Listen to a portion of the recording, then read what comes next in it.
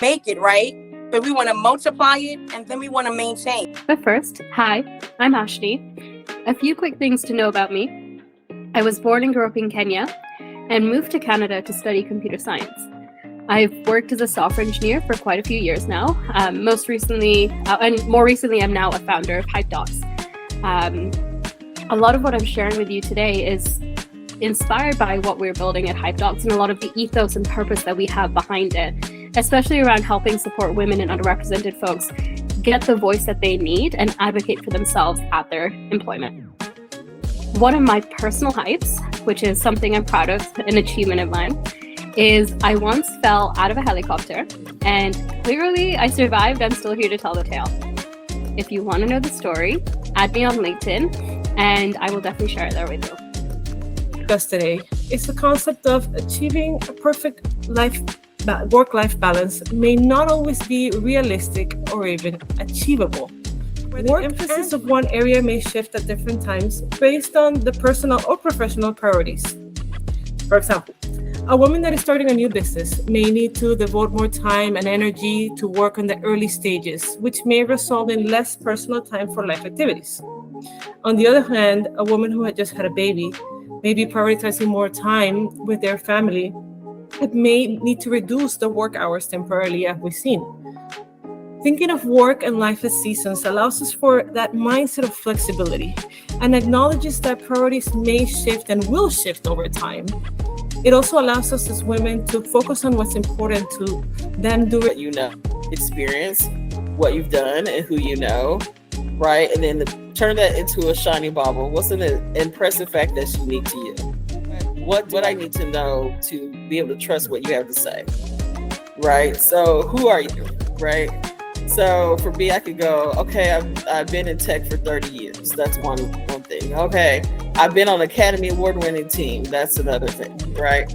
I've won dozens of awards already. That's another thing, right? So you can also use things that people say about you, maybe quotes or testimonies for your customers or credibility, right? It doesn't have to be something super big, right? It doesn't have to be something like crazy impressive. It can be. So what I learned was I'm unbreakable. You may throw different things at me or whatever, but I'm going to maintain my cool and I'm going to keep it moving.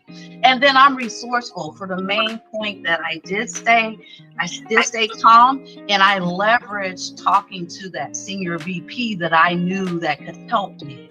And then persistent, even though I hit walls with discrimination or being overlooked, it never stopped me from going after what I wanted.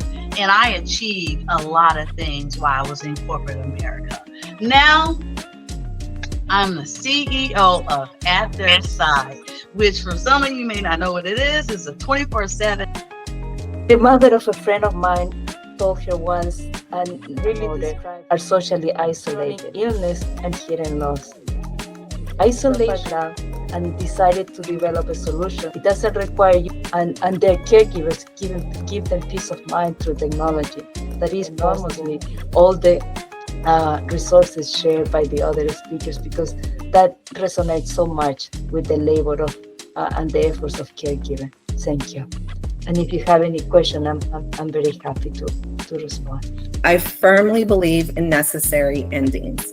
The growth of my business came from faith, strategy, networking, continuous learning, and pruning. Letting go of things that no longer served my goals is essential for my success, my peace, and my health. It is okay and it's necessary to cut ties and create space and energy to pursue what truly matters and what makes a difference in your life, others' lives, and ultimately fulfills your purpose.